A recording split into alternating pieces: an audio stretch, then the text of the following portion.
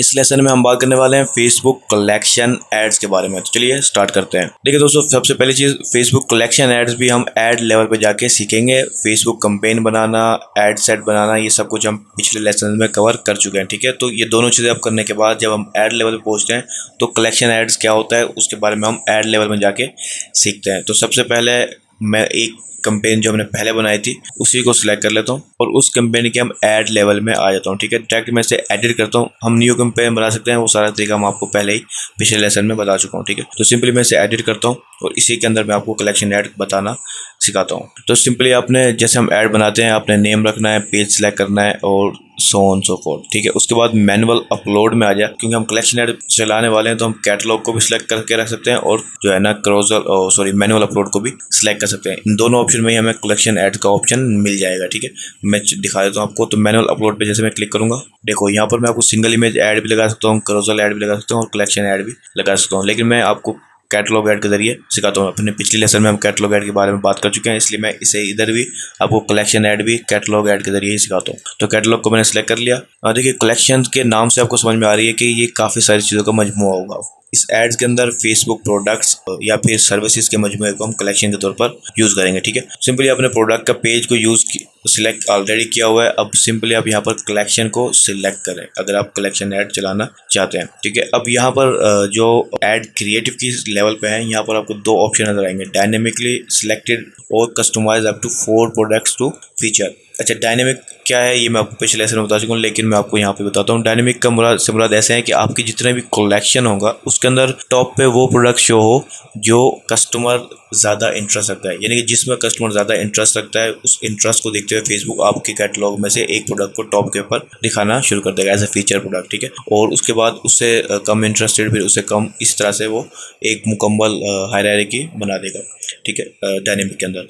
और कस्टमाइज के अंदर ये होगा कि आप खुद जो है ना 4 प्रोडक्ट्स तक आप अपने मुताबिक फीचर प्रोडक्ट्स दिखा सकते हैं कलेक्शन एड्स के अंदर, अपने खुद के सिलेक्टेड किए हुए। ठीक है, अगर आप करना चाहें, वरना डायनेमिक एक बेस्ट ऑप्शन है अगर आपके पास ज़्यादा प्रोडक्ट्स हैं। ठीक है, तो डायनेमिक को ही मैं सिलेक्ट करके रखूँगा।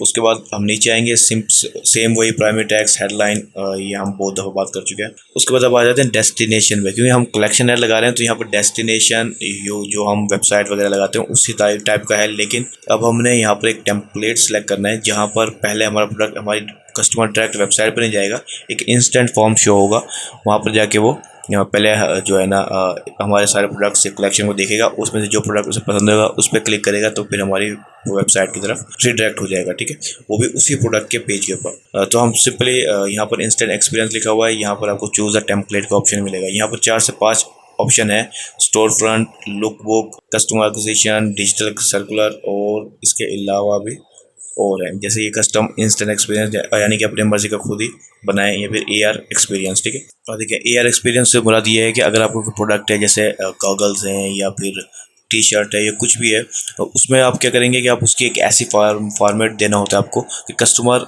अपने कैमरे को यूज़ करते हुए उस प्रोडक्ट को बाकायदा पहनते हुए देख सकता है। यानी कि वो प्रोडक्ट को जैसे अपने कैमरे के सामने में सकते हो, गॉगल्स हैं, अपने जैसे फेस सामने लाएगा आपका जो गॉगल होगा उसकी आंखों पे पहना हुआ उसको नज़र आएगा। ठीक है, तो एक किस्म की वर्चुअल रियलिटी के तौर पर अब क्योंकि कस्टमर पहन के देखना चाहता है, आप जानते हैं, तो उससे क्या होगा, वो वर्चुअली पहन के देख सकेगा। तो ये भी एक अच्छा एक्सपीरियंस है, लेकिन ये हर प्रोडक्ट के लिए नहीं है। और दूसरी चीज़, हर पर्सन जो है ना इस चीज़ को हैंडल नहीं कर पाता सही से। ठीक है, तो ज़्यादातर जो यूज़ होता है वो मैं आपको बताता हूँ, वो है स्टोर फ्रंट। ठीक है, ये एक समझो एक स्टाइल है जो हम यूज़ करते हैं ज़्यादातर। तो आप सिंपली स्टोर फ्रंट को यूज़ कर लें या फिर अपना खुद का एक्सपीरियंस बना सकते हैं। मैं यहाँ पर स्टोर फ्रंट को यूज़ करता हूँ ताकि ये ज़्यादा ईजी हो जाए आपके लिए समझ आना। ठीक है, अगर आप एक चीज़ समझ जाएंगे तो फिर आप कस्टम भी बना पाएंगे। तो मैं स्टोर फ्रंट के इस टेम्पलेट को सिलेक्ट करता हूँ। ठीक है, तो ये हमारा एक बॉक्स ओपन हो रहा है। ठीक है, अब ये स्टोर फ्रंट की स्टाइल को यूज़ कर रहा है। ठीक है, यहाँ पर भी 2 ऑप्शन है, एक ऑर्डर डायनेमिकली और चूज़ अ स्पेसिफिक ऑर्डर। ठीक है, तो मैंने आपको कहा है कि चूज स्पेसिफिक ऑर्डर को ना सिलेक्ट करें, डायनेमिक को ही यूज़ करें। लेकिन अगर आपका प्रोडक्ट की कैटलॉग कम प्रोडक्ट्स हैं तो फिर आप स्पेसिफिक को भी यूज़ कर सकते हैं। ठीक है, या फिर आप सिर्फ चंद प्रोडक्ट्स ही अपने ऐड में दिखाना चाहते हैं तो फिर आप स्पेसिफिक की तरफ चले जाएँ। ठीक है, यहाँ पर मैं डायनेमिक को ही यूज़ करता हूँ। उसके बाद प्रोडक्ट सेलेक्ट करता हूँ, प्रोडक्ट सेट। ठीक है, कैटलॉग हम ऑलरेडी सेलेक्ट कर चुके हैं। अगर आपको कैटलॉग के बारे में ही नहीं पता तो आप पहले Facebook commerce manager, shop manager वाले लेसन को कवर करें, उसके बाद वापस इस सेट पे आए। प्रोडक्ट सेट को मैं के अंदर मैं स्टोर आर कलेक्शन को यूज़ करता हूँ, जिसमें हमारे 267 प्रोडक्ट्स ऑलरेडी अपलोडेड है। स्टोर कलेक्शन आल प्रोडक्ट इसको यूज़ करता हूँ। अच्छा, तो अब यहाँ पर चेक करें कि सबसे पहले एक डायनेमिक वीडियो शो होगी, ठीक है, और उसके बाद बाकी सेक्शन शो होंगे। अब यहाँ पर हमने एक वीडियो, क्योंकि हमारी वीडियो कोई नहीं है, सिर्फ कैटलॉग है, कैटलॉग में प्रोडक्ट्स की इमेजेस हैं, तो फेसबुक क्या करेगा, उन इमेजेस को यूज़ करते हुए एक वीडियो खुद ही बना देगा, ठीक है। तो जाहिर सी बात है वीडियो बनाने में थोड़ा सा टाइम लगेगा, इसलिए वो रेंडरिंग प्रीव्यू में गया हुआ है, ठीक है। तो यहाँ पे एक ऑप्शन नज़र आ रहा है आपको, automatically group into relevant section, ठीक है। तो आपने इस चीज़ को लाजमी चेक करना है, ताकि आपकी जो प्रोडक्ट की कलेक्शन है वो खुद ही एक अलग अलग सेक्शन में डिवाइड हो जाए, ठीक है। और यहाँ चीज़ चेक करें कि यहाँ पर आपको मुख्तलिफ सेक्शन में आपको मुख्तलिफ प्रोडक्ट्स नज़र आ रहे हैं, और ये काफ़ी बड़ी कैटलॉग सी बना दी है, ठीक है।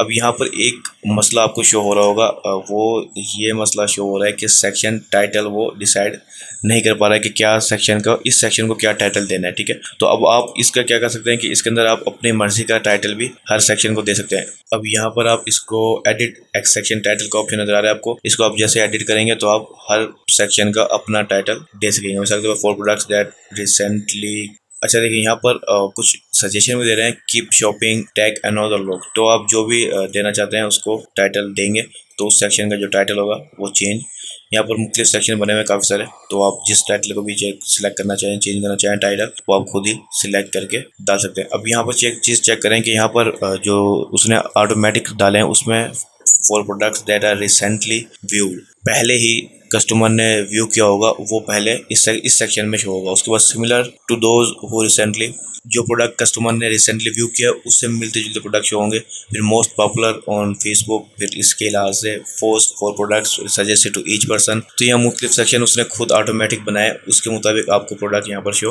हो रहे हैं, ठीक है।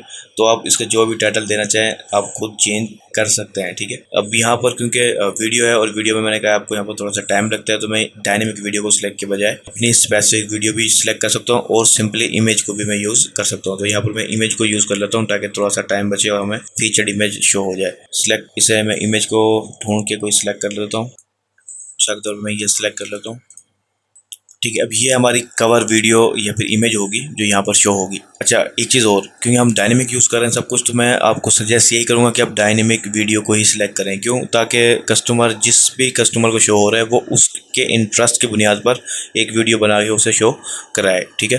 तो इससे ज़्यादा बेहतर होगा कि अगर हम एक ही को सिलेक्ट करें, उससे बेहतर है कि हम सारों को सिलेक्ट कर लें, यानी कि डायनेमिक को सिलेक्ट कर लें। लेकिन अभी देखिए ये हमारा लुक होगा जो कस्टमर को शो होगा, पहले उसे ये मेन हमारी कवर पिक्चर शो होगी, उसके बाद 3 से 4 प्रोडक्ट हमारे शो होंगे फीड के अंदर, ठीक है, यानी कि ऐड के अंदर। तो ये हमारा स्टाइल था। इसके अंदर जो ऑप्शन आपको एक और नजर आ रहा है वो है इंक्लूड डिस्काउंट सेक्शन। अगर आप अपने प्रोडक्ट के अंदर यानी कि कैटलॉग के अंदर डिस्काउंट सेक्शन डालना चाहें वो भी डाल सकते हैं, यानी कि किसी किस्म का डिस्काउंट 20%, 25% जो भी डिस्काउंट आप डालना चाहें वो आप यहाँ पर सिलेक्ट करें। यहाँ पर उसकी फॉर्मेट है, आप इमेज भी यूज़ कर सकते हैं और टेक्स्ट भी यूज़ कर सकते हैं।